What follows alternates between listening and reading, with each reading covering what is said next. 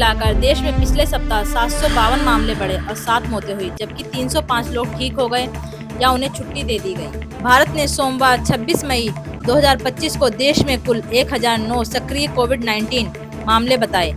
19 मई को यह संख्या 257 थी। इसमें केरल, तमिलनाडु और महाराष्ट्र में मामलों में वृद्धि दर्ज की गई। NB 1.8.1 और LF.7 वेरिएंट पाए गए हैं। अप्रैल में तमिलनाडु में NB.1, तमिलनाडु में NB 1.8.1 का एक मामला सामने आया था, जबकि मई में LF.7 के 4 मामले सामने आए थे।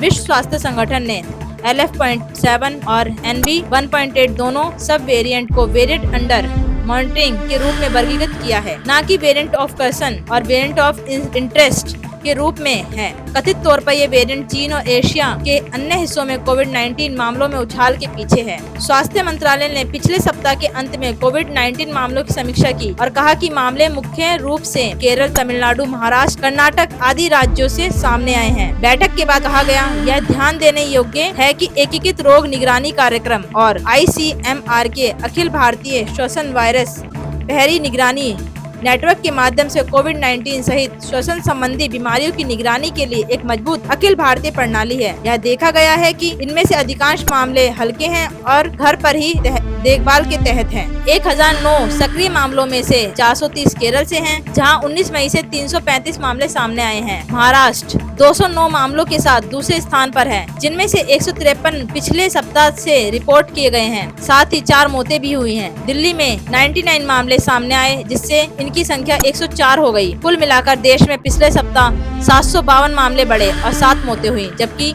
305 लोग ठीक हो गए और या उन्हें छुट्टी दे दी गई। अधिकारियों ने कहा है कि हाल के दिनों में सिंगापुर, हांगकांग और अन्य देशों में कोविड-19 मामलों में वृद्धि की खबरें हैं। मंत्रालय द्वारा जारी एक विज्ञप्ति में कहा गया है, संबंधित राष्ट्रीय IHR वोकल पॉइंट से पता चला है कि इस बात का कोई संकेत नहीं है कि परिसंचारी वेरिएंट पहले से परिसंचारी वेरिएंट की तुलना में अधिक संक्रामक है या अधिक गंभीर बीमारी का कारण बनते हैं। केंद्रीय स्वास्थ्य मंत्रालय सतर्क है और अपनी कई एजेंसियों के माध्यम से स्थिति पर लगातार नजर रख रहा है। समाज में हो रहा भ्रष्टाचार हम कराएंगे रूबरू। शासन और प्रशासन में बैठे जनप्रतिनिधि जिन्हें जनता चुन के लाती है, हम दिलाएंगे जनता का अधिकार संविधान के तहत। अपराधी चाहे प्रशासनिक हो या शासनिक, हम करेंगे उनकी खोज और करेंगे पड़ताल संविधान के तहत। सबके लिए समान, सबके लिए बराबर।